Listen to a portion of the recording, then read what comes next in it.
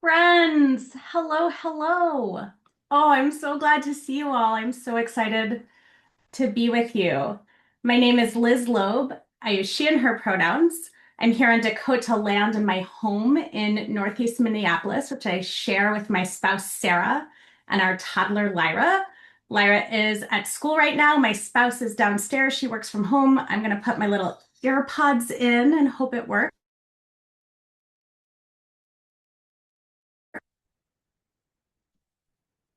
You can't hear me. Fascinating. You can hear me. Yes. Oh, beautiful. Hello. Welcome. As anyone who has ever been on a Zoom with me before might know, my favorite thing about webinars is that I get to play music at the beginning and end. So thank you for grooving with me. That was Freedom by John Baptiste. And we are here together today to talk about what it means to engage and repair around our relationship to land. That's a big question. We're not going to answer it, but we have the gift and the opportunity to engage with it together. At Minnesota Interfaith Power and Light and the Climate Justice Commons, I forget whether I said that I am the Associate Director of Minnesota Interfaith Power and Light and the Climate Justice Commons. We believe that there is no way towards climate justice unless we wrestle with what it means to repair our relationship to land.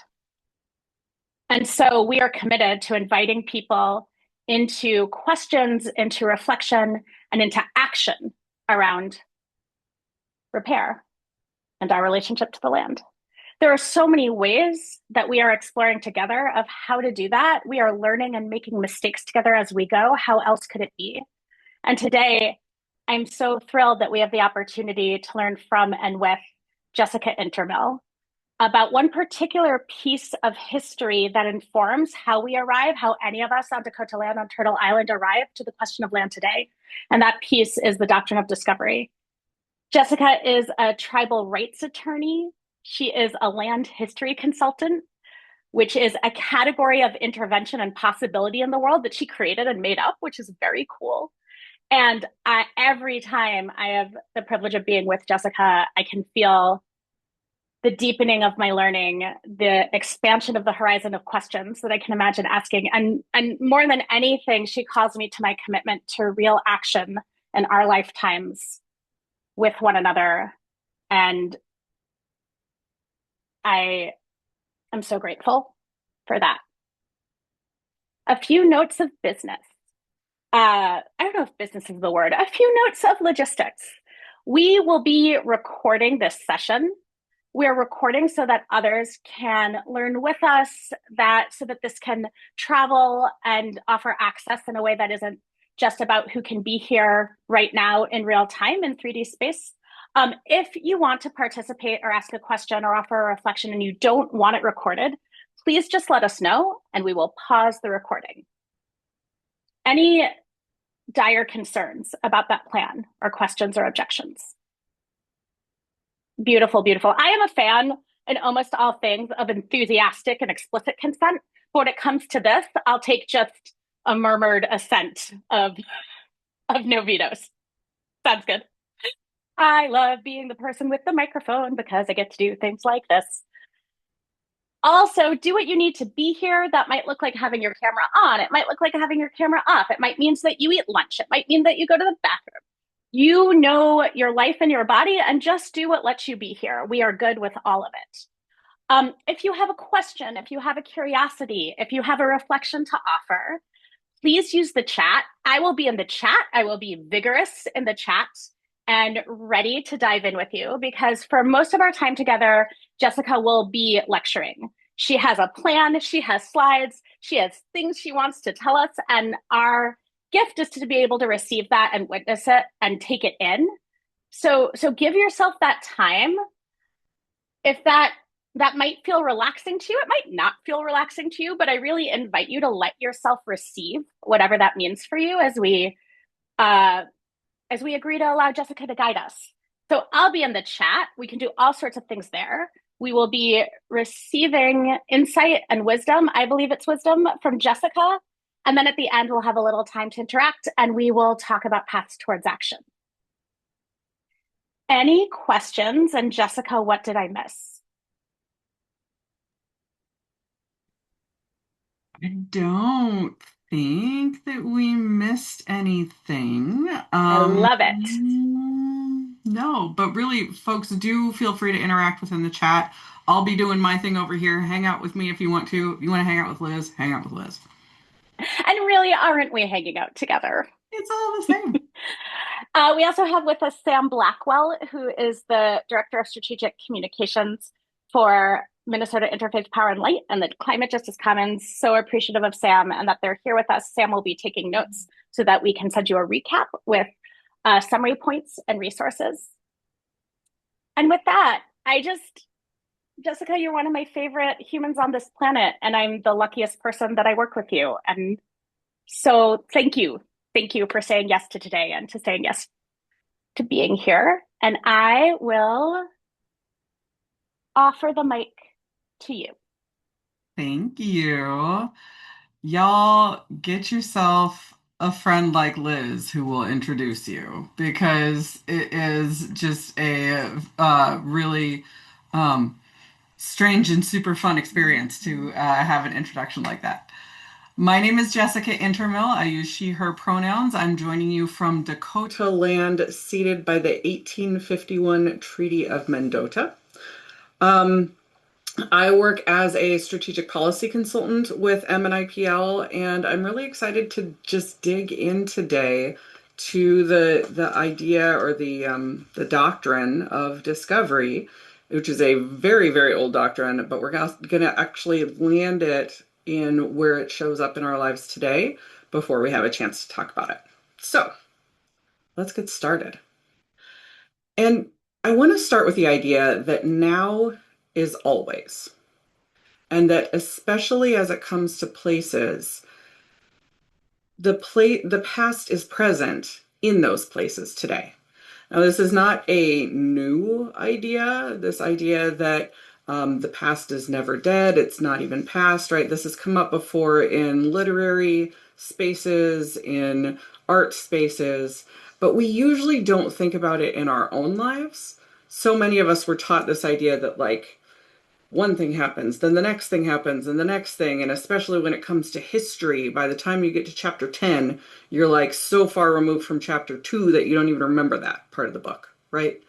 But if instead of thinking of history like this, if we think of it like this, and we think about how that chapter 1 revolution is here with us today, and so is the Civil War, and so is these other pieces that we'll be talking about today, can think of it more like a layer cake, and that features of all of those times are with us as we stand on top of that layer cake here today. It's a totally new idea about time that is not totally new, it's just new to us, that I invite you to play around with as we step back in time today. So we're going to start back in the Crusades. The Doctrine of Discovery is really rooted in an imperial theology. That doctrine crystallized during the Crusades around three pretty critical points. The first is that to be human, one had to be European and Christian. Right? If you were not European and Christian, you weren't really human, and we could do things we wanted to do to you. Second is that power is primarily power over, not power with. So the idea is that God created many proper hierarchies that are rooted in dominance and submission, and that dictate how the world will be ordered. So, for example, God rules over man, and man rules over woman, and humans they're here to rule over everything else, right? So things like animals, land, that's all comes under the human rubric, and then so that men can exercise power over women, women and men, humans exercise it over everything else. And then the third idea that really crystallized here is that to create and maintain these proper hierarchies, it is totally okay to use violence whenever necessary in order to dominate and take out that power over framework. And you can see that here in this picture, right? So obviously, you can't see God pictured here, but you know he, and it's going to be a he, is going to be up top. You've got men in the middle, white men specifically, white Christian men. We're pushing non-Christians to the side. There are a few women in this picture. They're at the edges. And you can see it is entirely okay, if not really celebrated, to use violence to maintain and create this hierarchy. Now, this is a painting, of course, that is not from the Crusades. Nobody was there with their phone out actually filming anything. Instead, this is a video representation. And as George Orwell taught us, who controls the past controls the future. And who controls the present controls the past.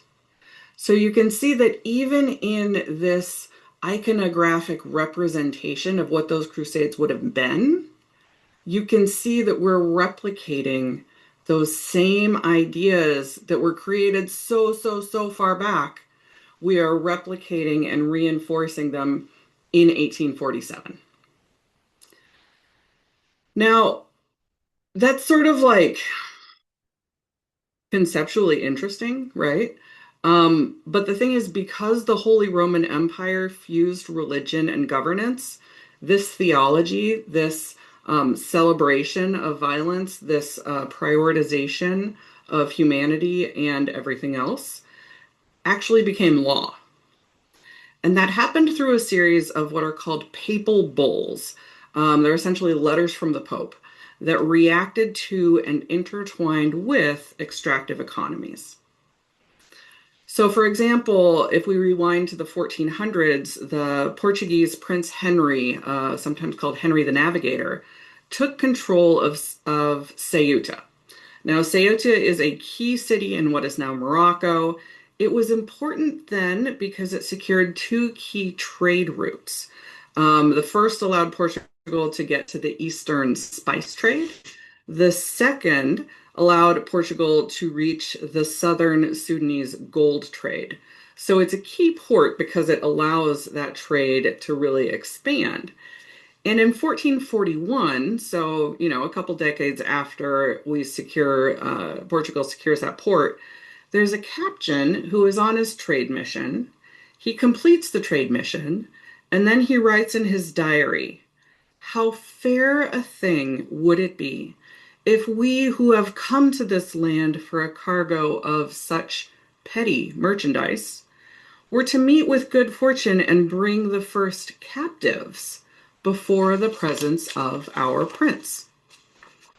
Basically, he says, y'all, we did the thing we came here to do, but we could earn a whole lot more if we steal people that we can sell back home. So they form a raiding party. They kidnap two Berbers, two Muslim Moroccans, and they bring them back to Portugal. Now, at this time, slavery is not racialized. No one is born into slavery. Slaves are captured in war. They can be sometimes, like, this is a new thing to just go and steal people. But even however you get into slavery, you can earn or buy back your freedom. It is not perpetual. And in fact, there are rules at this point from the church governing the enslavement of Christians, Muslims, and Jews. Muslim Berbers, like the two who were kidnapped, were allowed to barter for their freedom. And so the Portuguese, after this captain comes back, eventually the guys, buy their freedom, they're like, wait a minute. If we go past Morocco, past Northern Africa to Sub-Saharan West Africa and West Central Africa, that's where the Black Gentiles live. If we kidnap them and sell them to Europeans, then there's no way for them, there's no rule that says that they can gain their freedom by purchase or barter. Pope Nicholas had thoughts. Namely, he says, this is a great idea. He says, go out, invade, search out, capture, vanquish, and subdue those non Christians, because then we can reduce their persons to perpetual servitude. There's no way for them to gain their freedom. So now we can have slavery that becomes generational. We can continue to use these people as property. And then, by the way, that's how you can also use their children as property. So, this is a papal bull that the Pope writes to Prince Henry. And now this is what creates racialized slavery, that there is no way to escape. But Prince Nicholas does not stop there. He also tells Henry that he wants to commodify land because the prince should also go out and apply and appropriate to himself the kingdoms, the dominions, the possessions, and goods, and to convert all of those lands to his use and profit. Land is a thing subordinate to humans. Black-skinned Africans are a thing subordinate to humans. And all of them are subordinate to Christianity and to whiteness. And that idea then becomes that in this racialized hierarchy, in this theological hierarchy, that folks can just, the Christian white folks can just go out and get stuff. And that this is a good thing that God wants. The highest purpose of enslaved Africans and of captured land is to bring wealth to Christian nations. So you can see Christianity is the cloak that forms, that shields wealth hoarding's core. And Portugal's like, great. It goes out and discovers the land. It discovers bodies in Africa. It has a monopoly on this trade until Spain sends Cristobal Colon to look for another route to the spice trade.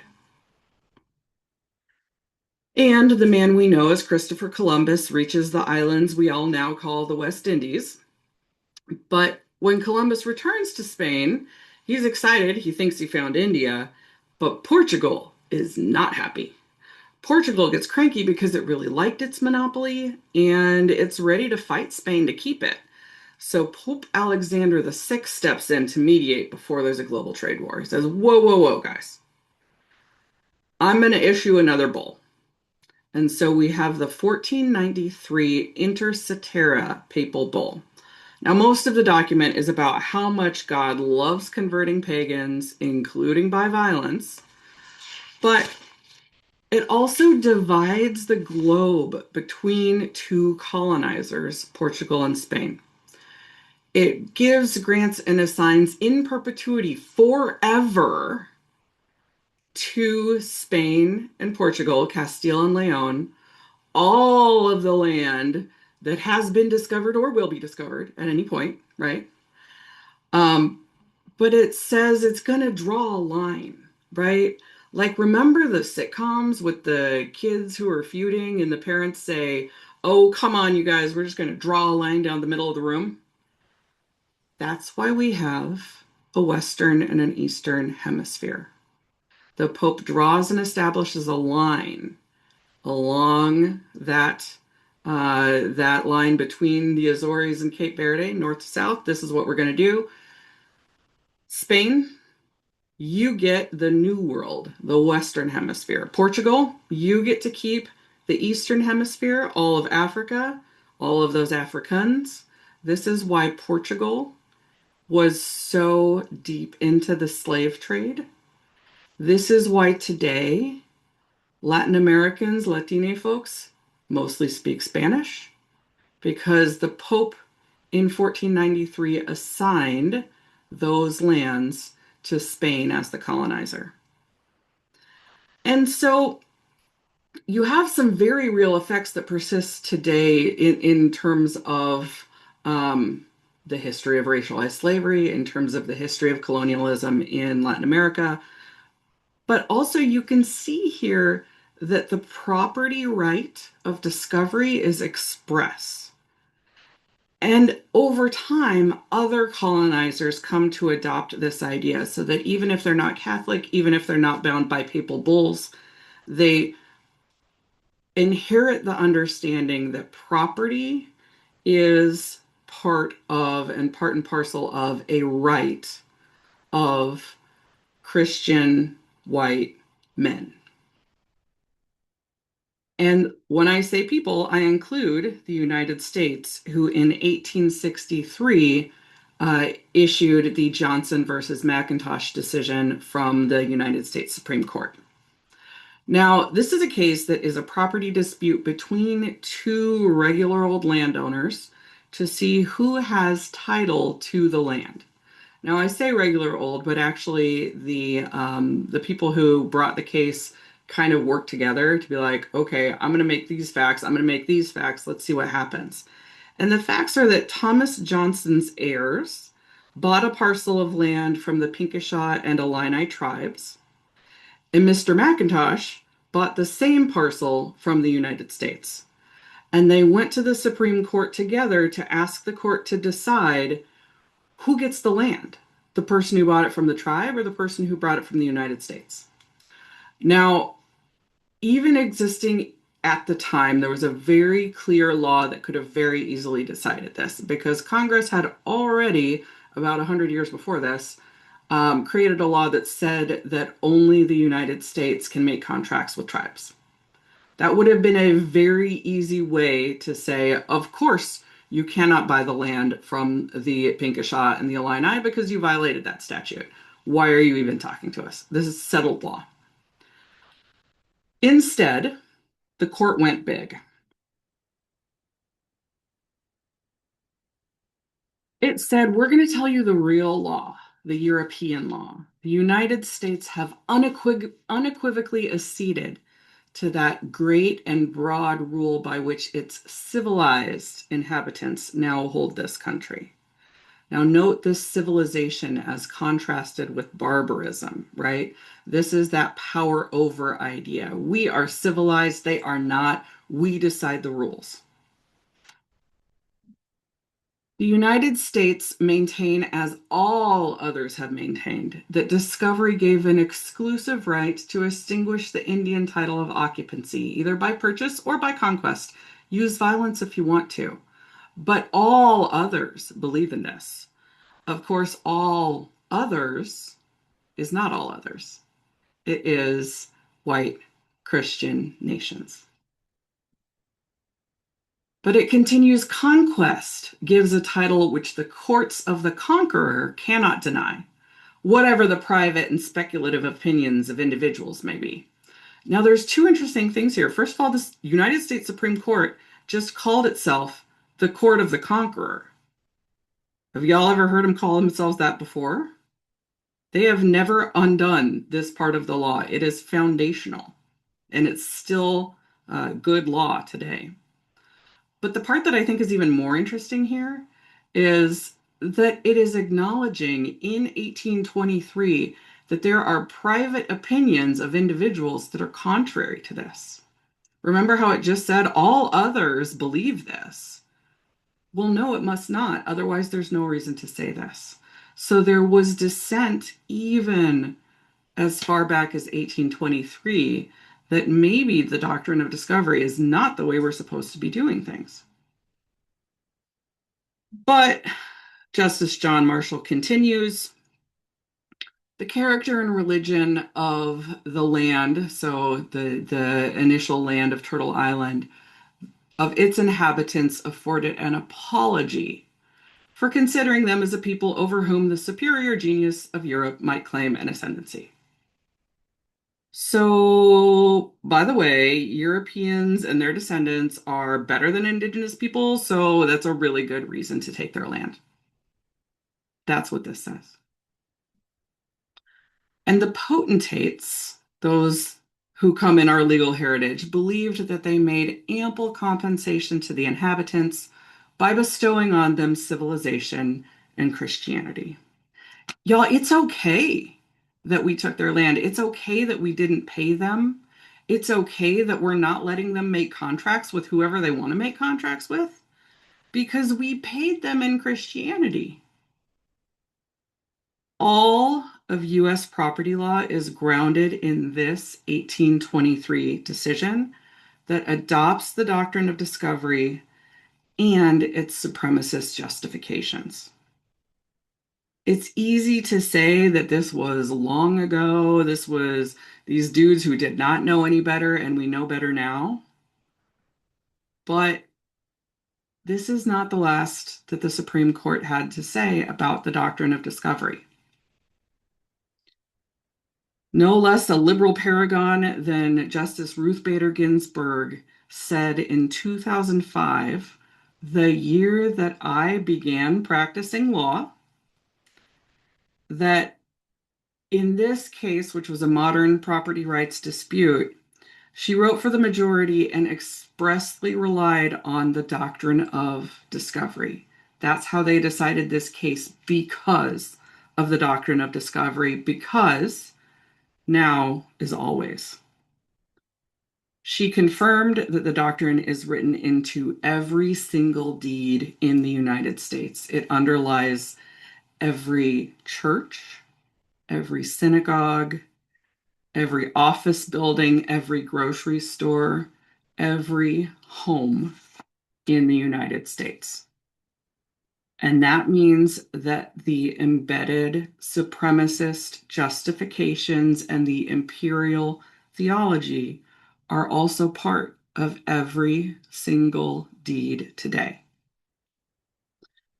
But that's not just academic. It has real life impacts today because time stacks in our places. And let me show you what I mean. This is an 1854 map of an area near my house. After the United States took big swaths of land, either with treaties or by conquest or just by taking, it cut it up into squares, like lots and lots of little squares. And you can see that these squares are pretty artificial. They don't really care about the topography, they don't care about creeks. They really only stop for big rivers like this Mississippi River. Um, but, and it's not that the map makers didn't know the topography, right? Like they did, they drew it, it's right there. But the point is not to map the topography. The point is to commodify. It's to create these squares so that the US can sell them. So zoom in a little bit here. You can see that each of the sections or each of the townships is cut into smaller sections. So there are 36 sections per township. And then they're cut even farther so that each of those sections is cut into quarter sections and then sometimes into quarter sections. And that's how the United States turned land into property. It's a direct manifestation of the doctrine of discovery because remember that power over hierarchy? Property is what happens when man exercises power over land. When land gets to be land, it's the squiggly topography of the Mississippi River. When man exercises power over land, it's quarter sections. And just like man is more important than land in the doctrine's hierarchy, white men are more important than other humans. So they're the ones who become owners of this property. And they extract the land's wealth. And in this case, the case of this particular land used the river for their own gain. In the 1452 words of Pope Nicholas V, they appropriate the land to themselves and convert it to their use and profit. Now, originally, under the original Doctrine of Discovery, you could do that because it pleased God. God wanted that to happen. But in the United States now, it's because it's what civilized nations do, and we are a civilized nation, so we do it. Both are the doctrine of discovery, but those decisions that the US leaders made to create this system of squares are very literally written into the landscape that we live in today. If you live in the country, you call these township and section lines. If you live in the city where the streets are a grid, these squares are very often your arterial streets. This particular township is north and northeast Minneapolis. These streets that I've highlighted as the lines are absolutely arterial streets for us.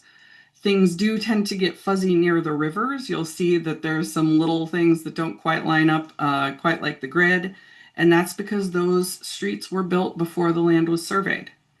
Before we commodified land, we followed natural lines like water and mountains. But the grid lines are the doctrine of discovery at work. And we can zoom in even farther to see that even the quarter section lines also tend to be arteries. In this part of town, a lot of our north-souths are named after presidents, and they're named after presidents in order of the presidency because once upon a time in Northeast Minneapolis, we appreciated immigrants and we wanted to help them on their citizenship test. So we wrote that instruction into our streets. Now, when we did that, we started with Washington on a quarter section line, and that made sense, right? That's one of the arteries, that's one of the survey lines. But by the time you get up to get east enough to hit Johnson Street, like Johnson Street is an artery, it has a highway exit. But who can tell me anything about Andrew Johnson? Like, ever. Liz can. Because the thing is, Johnson's claim to fame was gutting Reconstruction and ushering in Jim Crow and being the first president to be impeached. So, like, why in God's name do we make him part of the daily life of those of us who, like me, live one block off this street? We do it because his name landed on a quarter section line. And so, because of the doctrine of discovery, we talk about Johnson all the time in my life. Same with 18th and 29th and 37th Avenue. 37th Avenue is actually the northern border of Minneapolis, but there is nothing magical about these numbers. They're arteries now because these were where the section lines first were. And now is always. The past is present in our places. And even these place names carry the doctrine of discovery into our present. Hennepin Avenue is named for an actual explorer who helped exercise the doctrine of discovery along the Mississippi. Stinson is Stinson because James Stinson was the white male Christian property owner who donated the land in 1885. And Thomas Lowry was a real estate mogul and trolley tycoon who purposely bought up more land than he could use so that he could resell it and feed a private fortune, just like the Pope said he should. Because of course all of these namesakes were white men, that they're the humans that the doctrine of discovery placed at the top of the Christian heavy power over pyramid. We use their names today in daily life because now is always, and that past is still with us. So while it's really easy to see the doctrine of discovery in our streetscape, I want you to see too that it persists in other ways. I talked about these three maps in our autumn gathering, and if you missed that, it's on the MNIPL YouTube channel. But the gist of that is that the overtly racist restrictive covenants of the 1910s turned into the covertly racist redlining of the 1930s, which turned into the racial blueprint for our city in 2010, and which, because the covenants and the redlining pushed Black, Brown, and Indigenous bodies next to pollution sources and away from green spaces and lakes, means that today's heat map of Minneapolis is actually very similar to its racial blueprint. This is the same map. Over time, it does not change substantially. But the root of all of these maps is the doctrine of discovery. The racial covenants were crystal clear that white bodies were more important than Black, Brown, and Indigenous bodies. That redlining used power over to maintain that hierarchy to such effect that decades after that discrimination was ruled illegal, its effects still persist today. And when you combine that power over people with the power over the land, the power over our environment and our climate, we pushed Black, Brown, and Indigenous bodies to the point source pollution that resulted from our civilizing efforts to extract wealth through industry. And we just don't mind the violence that takes and impacts and affects Black, Brown, and Indigenous bodies, because that's just how it is. Why would it be different? So I'm going to stop the slides and bring us back. I'm going to try to stop the slides and bring us back into a group. It's not working, is it, Liz? I think you can just click away your screen. Like if you go on the top bar, the top navigation bar, meeting Jessica Intermill screen, and you just click the X on your screen, it makes it go away. It's in full screen, Liz. Why won't it do it? It did it. There. It Excellent. almost did it. It almost did it. It did, and then I did it again. Click it again. Click it again. Stop share. There it is. All right, y'all. Hello. Before we talk, I do just want to take a second because that was a lot, right? Like that was a fire hose of information that is very, very big information. So I'm going to ask you to close your eyes or find a focus point a little farther away. Put both feet square on the ground and kind of feel yourself settle into your chair. Take a breath with me in and out. In and out. And one more in and out. And I don't do that to be your yoga teacher, right? I do that to just help us return into our bodies as we transition into the next piece, which is going to be just sort of an interactive discussion. But Liz, will you maybe take us to our next? Jessica, were we going to invite people to do a few minutes of individual reflection? Yes, let's do that. Do you want to do that? Yes. Sorry, I'm looking at our notes, as you can all tell, because my eyes went whoosh to the screen where I have my notes. You go. We all receive and integrate and work with information in different ways. Some of us do that by processing with others. Some of that do that more easily through internal reflection. So we're going to try to do some of all of those ways, but we'll start with giving you 5 minutes for some internal reflection. So Jessica and I will turn off our cameras, we'll mute ourselves. I will keep time. So I will bring you back and I'll tell you the clock time that matches when I'll bring you back. And we have a couple of prompts. You can follow those prompts or you can follow the prompts of your heart or mind. Up to you. It is your time. But the prompts that we prepared are, where do you feel this information in your body? And after taking in this learning, after taking in Jessica's offering, what is a question that feels alive within you right now? So I'll put those prompts in the chat. I will bring us back at 12:49 Central Time on my clock. And I'm really excited to dive in and hear your thoughts and curiosities. So reflection starts now.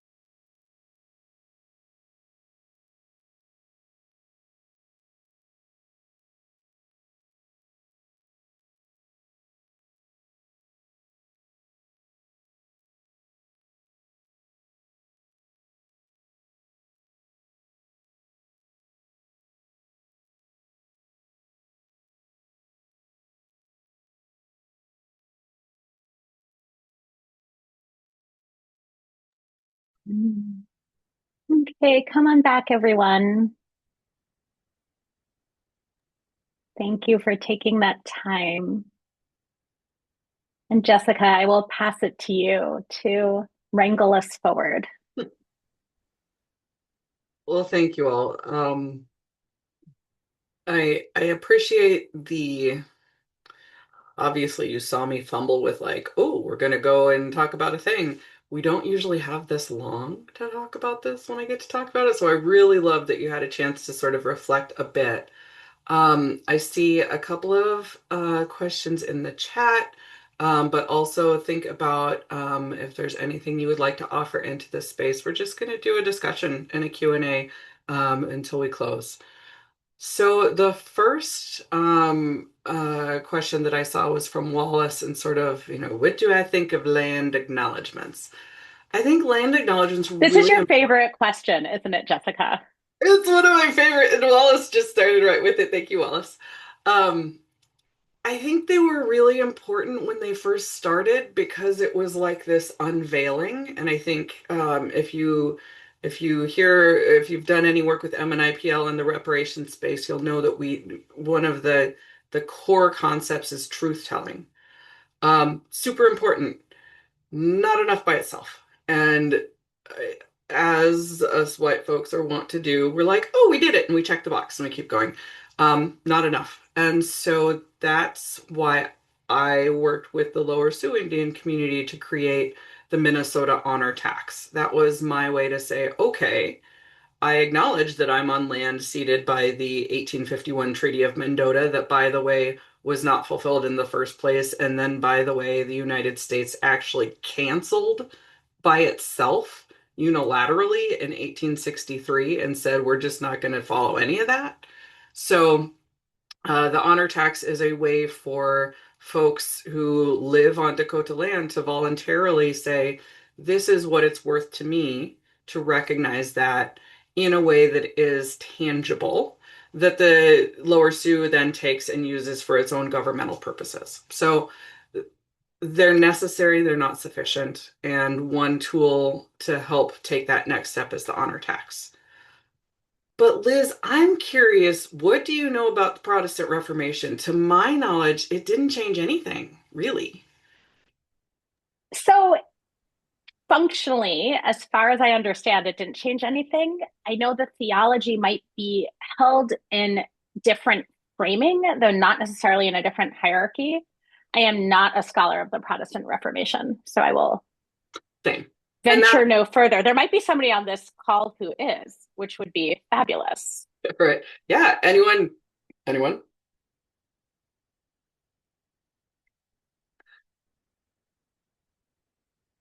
I mean, yeah, Luther would have hated the papal bulls, but also Luther liked property, so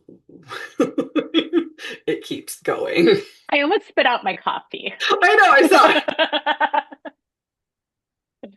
What other things are folks holding right now? What did the prompts bring up for you?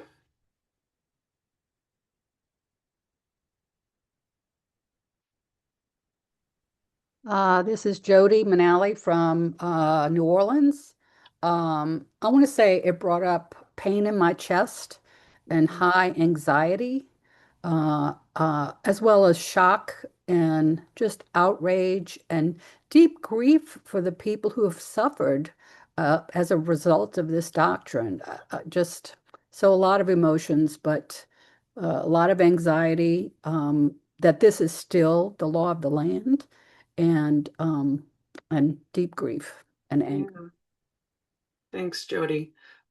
Jody, would you mind my asking, how do you identify racially? White, Same.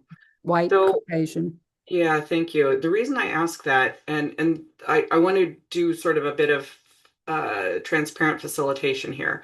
The reason we ask the question about where you feel it in your body, um, is because for all of us, okay, your brain is in here and it's in a locked box we call the skull that cannot see by itself. It can only take in information from your nervous system, right?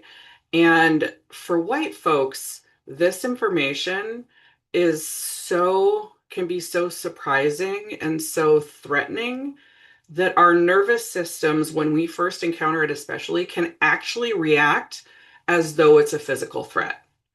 And your brain up there in the locked box does not know whether there is a bear, right? Your body is acting as though there is a bear, but by taking those couple of breaths that we took and then asking you to like really center where in your body you're feeling that, we first of all tell your fast brain to move back to your slower brain and slow down. That's what the breathing does.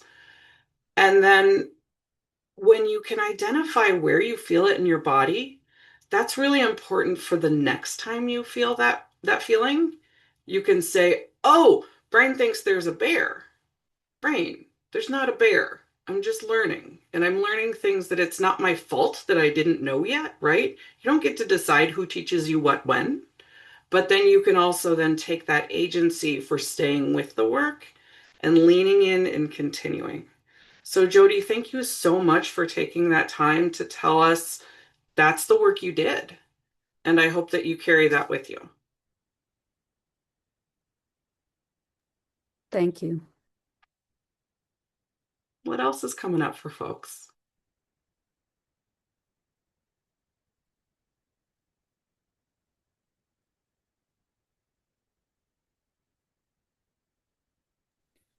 This is Raffo. I'll just say that at one point I wrote "whoa" in the comments, and it was because for me, the Ruth Bader Ginsburg quote and that material, I was in a really weird way. I was like, oh, it's awful. And here's a little ray of light that I didn't expect. Like, for the most part, it feels like there's nothing written into, there's nothing, there's so little to attach to that is truth telling about the impact of the doctrine of discovery. And to hear that that exists on the books, that is something that is there, just felt like, oh, okay. Like I'm as curious to know about the places where there are things to hold on to weave something bigger, as continuing to unearth the truth of all of the different ways that the doctrine of discovery shapes the present moment. So thank you for that. That continues to be a big whoa. Thanks, Rafa.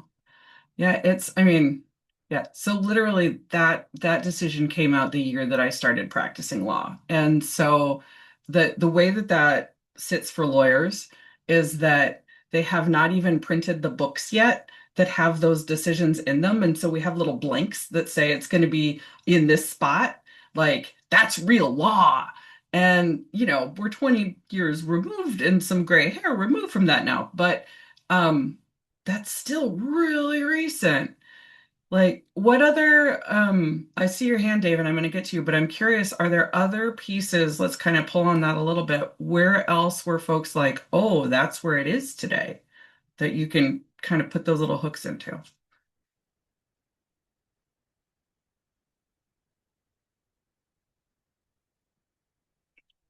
I'll let folks think on that. Dave, go ahead. Well, that may be part of what I was going to say, but I'm coming to this from an ICE arrest outside of our church this morning, and very much feeling the power of the empire. Um, and this is our land, and you don't belong here, and all of that just goes hand in hand with what you're saying about where it all came from and where it is now. Yeah, thanks, Dave. Yeah, this is the first time I've done this presentation since we've been under occupation in Minneapolis. Um, it like like it feels like a shorter line to draw now. But I think the piece that I'd urge you to hold with that is that this is who we are, right? This is who we have always been. And all right, let's talk about stack time again and how instead of looking at it like this, we're going to look at it like this. If if all of those things that happened before are here with us today on Johnson Street and, all of these things, if now is always, it's not just the past with us now, it's also what comes next. Just like these guys made decisions that got us here, we are making the decisions about what comes after us. And we exist in our ancestors or in our descendants' lives. How does that impact what you saw today, Dave? Well, I also was listening to Sarah Augustine last night, um, and she really had that same message about, you know, it's up to us to change it, and it can be changed. Of course, her vision is 100-year vision, so it may not be tomorrow or in my lifetime, but we just gotta steer that ship in a different direction, and that's why I'm here today to hear about this. Yeah. Be with other folks who have that same vision, and that we are God is creating even as we speak, and the end is this is not what the end looks like, and if we're true to his plan, we'll get there one day. Thanks, Dave. I see some really important questions in the chat of what next. And to be fully honest, of course, none of this. No, the answer to that. And also it's generational. And also, okay, I'm looking at you, Rafo. Rafo has done some brilliant thinking and writing around stopping harm and protection and sort of a really accessible and important analysis of what we can do in response to white supremacy.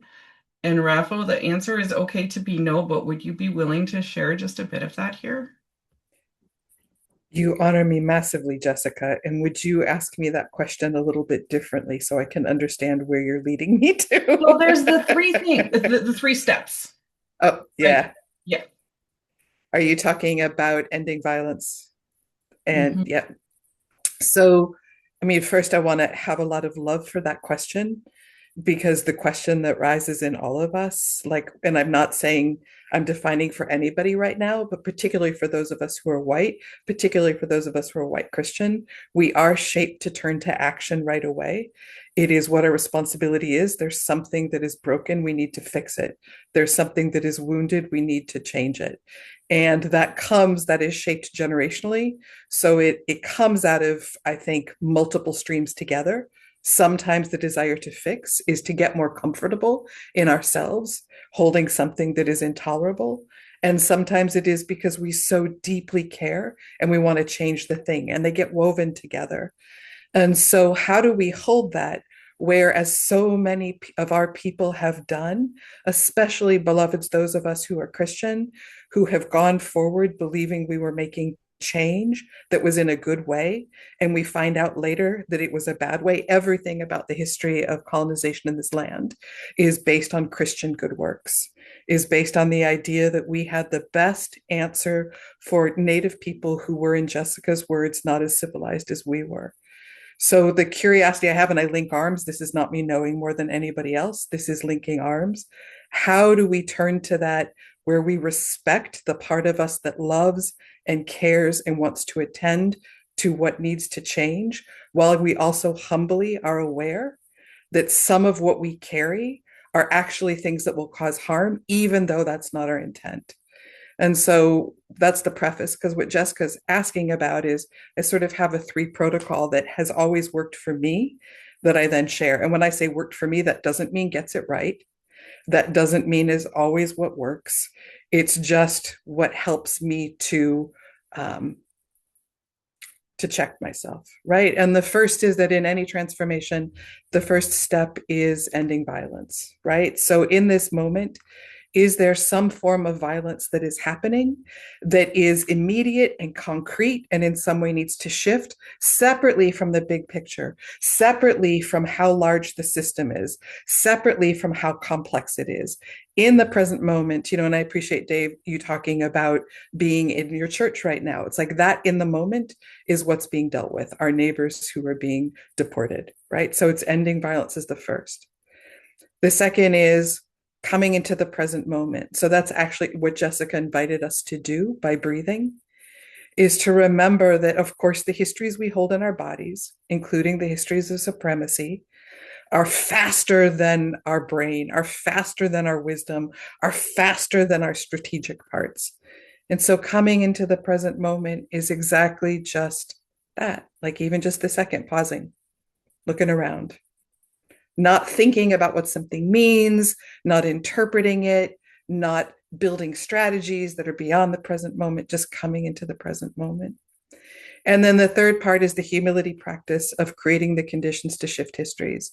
So again, it is remembering that something like the Doctrine of Discovery, which is what is it, at this point, 650-year thing that is baked in so deeply that not a one amongst us has even the tiniest awareness of how to shift that.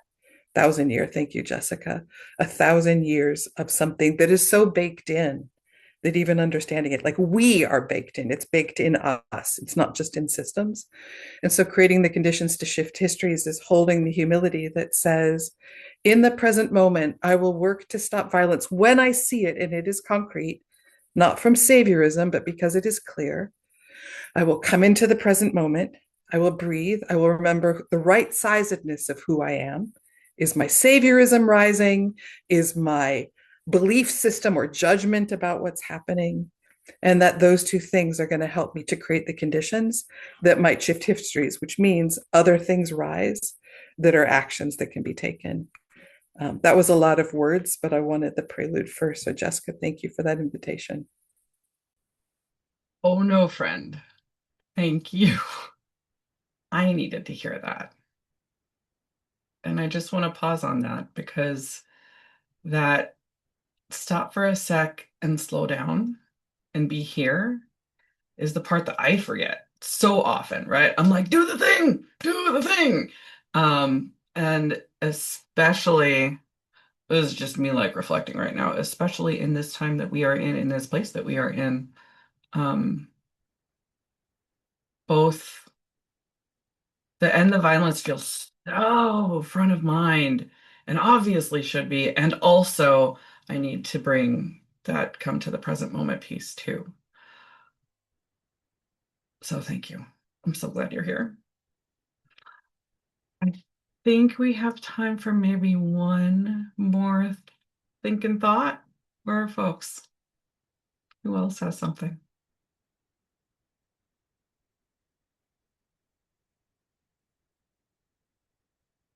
Also, New Orleans. That's really fun. I'm so excited.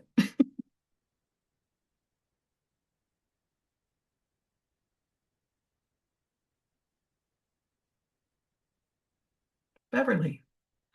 Just going to say that New Orleans is very fun. It is also under the same gun that Dave Bowman was talking about earlier. We have the Supreme Commander in Chief of the Border Patrol, or whatever his made up title is here in town, and his minions, both groups, the untrained ones and the trained ones.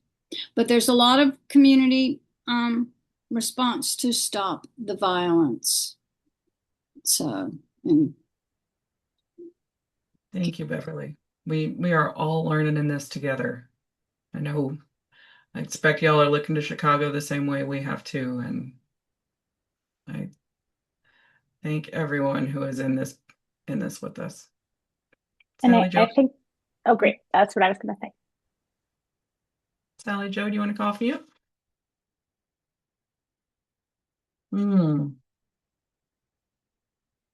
I just sent you a little note. Oh, there you are. We go. Okay, can you hear me? Yes. Yeah, sorry. I'm not in New Orleans or any place like that. I'm in Northeast South Dakota on the Lake Traverse Reservation, home of the Sisseton Wahpeton Oyate Dakota. And I moved here. I was born in Mankato, but about 8 years ago, I met a tribe to do with Dakota history, and moved here. And when I put my feet down, I remembered that the land that my house is on and the town of Summit, where I live, was taken from a Dakota widow who signed her allotment over at gunpoint.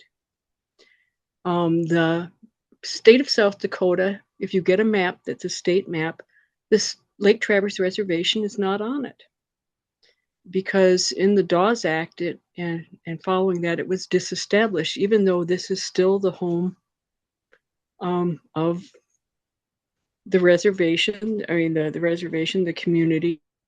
There's the Oyate, there's tribal head agents at the agency. There's an IHS and all that, and so those grids in that map by the state. So and that's all, beyond my skill as someone whose degree is in creative writing, but that seems to me to be a basis of violence itself. So I'm really happy to hear this, because my neighbors are not able to use what should be their land, this big triangle that actually extends into North Dakota. And the other thing that I've learned here is that there isn't just one story about the Oyate. Different families have different stories. My partner was, his great-great-grandfather was tried in Mankato but acquitted. He was in the concentration camp at Fort Snelling and freed to become a scout as about 200 Sisseton Wahpeton, and that's in 1867 under treaty. They got this land, but that only lasted a generation. But my next door neighbor is Luke, is descended from his Red Nation, Little Crow. So the story it's not only a big cake, it's lots of different stories, and I have to be open to a lot of different truths of my neighbors. I hope that made sense. Absolutely. Thank you, Sally Jo. Yeah, I just We want did ban Christy Nolan, though. The former governor did get banned from here, so that did happen. I just want to express some gratitude for this circle. I mean, we have multiple folks from, I would say, ooh, fun, because it's not Minnesota. And I'm like, what are you doing in a Minnesota Interfaith Power and Light spot? But we're so glad you're here. And Sally Jo, we're so glad you're here. And I want you all to see that we're in this together. And all of us are going to have these stories in different ways, the same way that Sally Jo was talking about, that, all of these truths are at the same time. They are not instead of, they are all in addition to. And we're going to keep building them. We're going to keep that story going. The Lake Traverse Reservation does not end when the Dawes Act said it would. It didn't. It hasn't. It won't. And we're going to keep going. All of us are going to keep going. And as our time closes, I just encourage everyone to continue to hold this and find it fortifying as we exit this space and go back out into the world. Oh my goodness. Jessica, thank you. My heart is as full as my head, which is the best I could possibly wish. Friends, time is a specific construct that works different in different cultural contexts, but we committed to use the clock so that you could manage your day. And I want to keep to that by sending you out. But I'm going to play some music, some yummy music we can listen to together. And we have a couple of prompts with which to send you out that you could talk about in the chat for a little bit. We will be here with you for a few minutes. Let me find those prompts, but mostly, oh my goodness, what a gift. It's an amazing thing that even over Zoom, I feel like we can feel each other and feel the intention and possibility that flows among us. And I'm so grateful and I'm so excited for more. So here are the prompts. I will start the music. Thank you, thank you, thank you, thank you. We will send out a recap and a video and action items and all the things, but mostly just thank you for being here.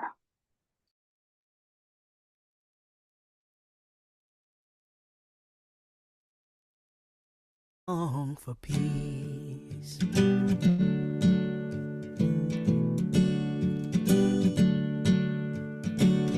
Oh, how I long for peace among the peoples and the nation. How I long to halt the plunder of the wonders of creation. Oh, how I long for peace.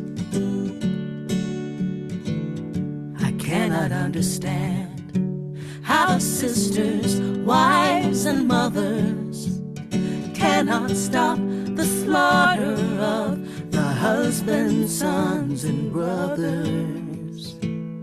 Oh, how I long for peace among the peoples and the nation. How I long to halt the plunder of the wonders of creation. Oh, how I long for peace. There never will be peace till men abandon fighting as the way to solve the problems that prevent us from uniting. Oh, how I long for peace among the peoples and the nation. How I long to halt the plunder of the wonders of creation. Oh, how I long for peace. The prophets made from war, there's few that can resist them. Hypocrisy and greed control the lifeblood of the system. Oh, how I long for peace among the peoples and the nation. How I long to halt the plunder of the wonders of creation. Oh, how I long for peace. The world can wait no longer for political permission. Show up, disrupt, do anything to make the whole world listen. Oh, how I long for peace among the peoples and the nation. How I long to halt the plunder of the wonders of creation. Oh, how I long for peace among the peoples and the nation. How I long to halt the plunder of the wonders of creation. Oh, how I long for peace. Oh, how I long for peace. Oh,